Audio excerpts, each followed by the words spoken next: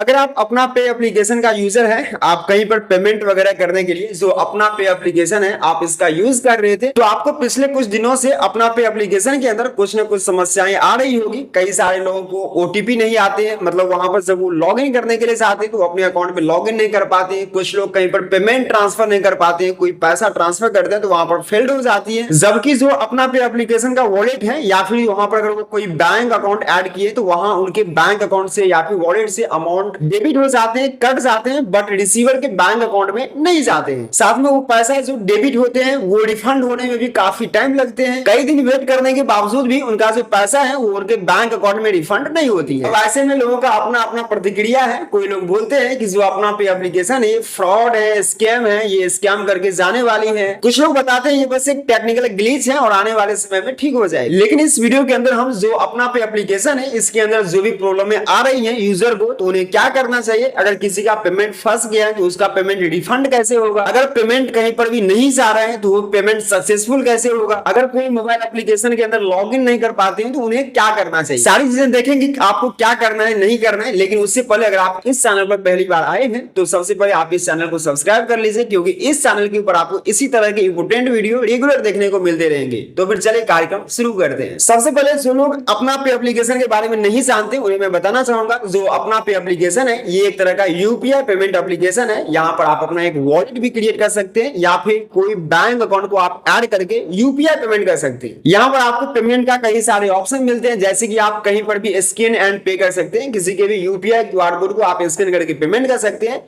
साथ में किसी के मोबाइल नंबर पर बैलेंस ट्रांसफर करना हो, किसी भी तरह का मोबाइल रिचार्ज करना हो, यूटिलिटी सर्विसेज आपको चाहिए, बिल पेमेंट वगैरह करना है, सारे ऑप्शन आपको अपना पे एप्लीकेशन के अंदर मिलता है। तो जिस तरह से गूगल पे, फोन पे, पेटीएम वगैरह है, अमेजोन पे वगैरह है, उसी तरह से ये एक अपना पे एप्लीकेशन है जहां पर आपको पेमेंट के कई सारे ऑप्शन मिलते हैं। कुछ दिन पहले तक सब कुछ सही था, मतलब लोग यहाँ पर अच्छे से इस एप्लीकेशन का यूज कर पा रहे थे, बट पिछले कुछ दिनों से यहाँ पर काफी सारे प्रॉब्लम लोगों को आ रहे हैं। कुछ लोग अपना अकाउंट में यहाँ पर लॉग इन नहीं कर पा रहे हैं, उनके मोबाइल नंबर पर ओटीपी कोड नहीं आते हैं। कुछ लोगों के अकाउंट से या फिर उनके जो अपना पे वॉलेट है वहां से अमाउंट कट जाते हैं, बट रिसीवर के अकाउंट में नहीं जाता है और ना ही उनके अकाउंट में पैसा वापस आता है। अब इसके चलते काफी सारे लोग परेशान हो जाते हैं कि भाई यार हमारे अकाउंट से पैसा कट भी गए, बट पैसा ना ही मेरे अकाउंट में वापस आए और ना ही जिसे मैं भेजना चाह रहा हूँ उसके अकाउंट में जा रहा है। अब यहाँ पर परेशान होना भी सही बात है, लेकिन करें तो करें क्या। अब यहाँ पर अपना पे जो कंपनी है इसकी क्या कहना है। देखिए जो अपना पे एप्लीकेशन है इनका कहना है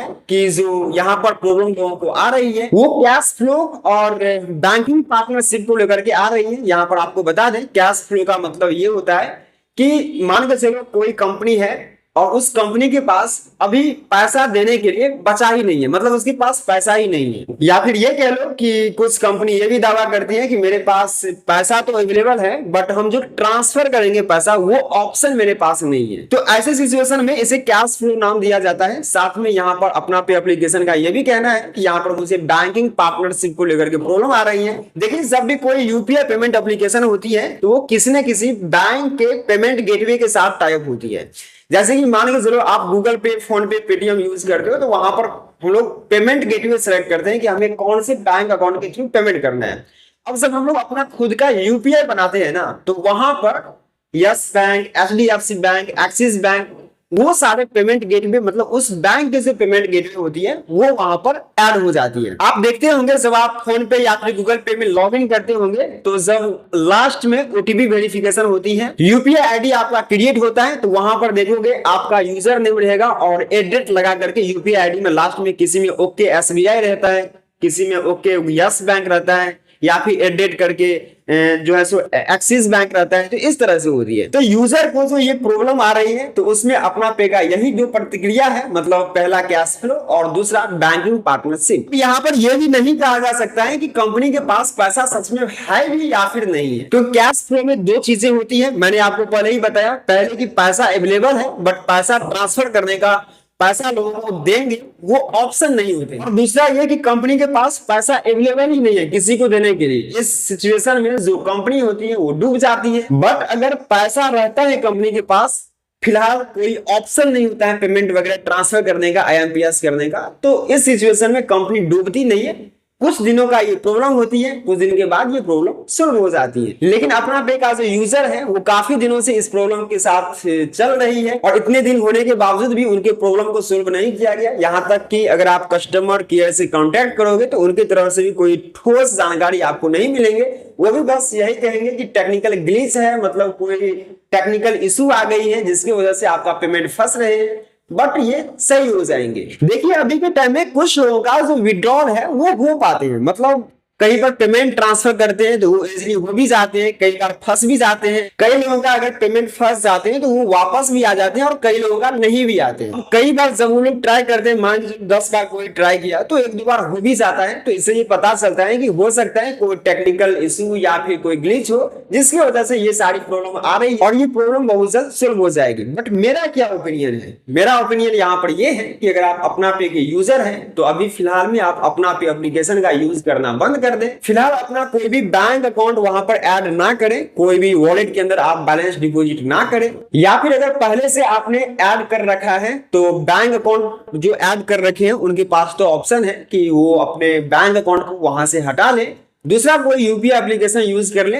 और जो लोग वॉलेट के अंदर बैलेंस डिपॉजिट किए हुए वो बस बीच बीच में ट्राई करते रहे कि वॉलेट से ट्रांसफर हो पाता है या फिर नहीं हो पाता है। फिलहाल और कोई ऑप्शन नहीं है। और खास करके मैं आपको यहाँ पर एक चीजें और बता दूं कि यहाँ पर जो दिक्कतें आ रही है ना वो ज्यादातर वॉलेट को लेकर के आ रही है। मतलब जो लोग अपना पे एप्लीकेशन के अंदर ना बैंक अकाउंट को ऐड कर रखा है और बैंक अकाउंट के थ्रू पेमेंट करता है तो उन्हें ज्यादा दिक्कतें नहीं आ रही। दिक्कतें ज्यादा किनको आ रही है कि जो लोग वॉलेट का यूज करते हैं, वॉलेट में अमाउंट ऐड किए और उसके थ्रू कहीं पर पेमेंट कर रहे हैं तो उन्हें ज्यादा दिक्कतें आ रही हैं। अब इसके अलावा एक चीजें और बता दें कि जब भी आप कोई वॉलेट का यूज करते हैं कहीं पर पेमेंट वगैरह करने के लिए ना, तो आपको कोशिश ये करनी है कि जो बिजनेस अकाउंट होंगे, मतलब कोई शॉप है, ठीक है, और शॉप पर आप गए पेमेंट करने के लिए तो वहां पर बिजनेस अकाउंट होना चाहिए। जो गूगल पे बिजनेस या फिर फोन पे बिजनेस का क्यूआर कोड होती है ना, वो वाला अगर रहेगा तो इजिली आप अपना पे जो वॉलेट है तो उसके थ्रू से अभी भी आप पेमेंट कभी कभी कर पाओगे। हालांकि आप ट्राई कर सकते हो बट ऐसा हो रहा है, कई लोग वॉलेट के थ्रू जब गूगल पे बिजनेस से क्यूआर या फिर फोन पे या फिर पेटीएम जो बिजनेस वाला होती है उसके क्यूआर कोड को स्कैन करके पेमेंट करते हैं तो उसका इजिली पेमेंट हो भी जाते हैं। तो बस यही चीजें आपको ट्राई करनी है, बाकी और आप कुछ भी नहीं कर सकते। देखते हैं आगे कंपनी क्या अपडेट देती है तो आपको हम जरूर बताएंगे। फिलहाल इस वीडियो में इतना ही। आई होप ये वीडियो आपको पसंद आया होगा। वीडियो पसंद आया तो वीडियो को लाइक कीजिए, दोस्तों के साथ जरूर शेयर कीजिए। चलिए मिलते हैं नेक्स्ट वीडियो में बहुत जल्द, तब तक के लिए टेक केयर,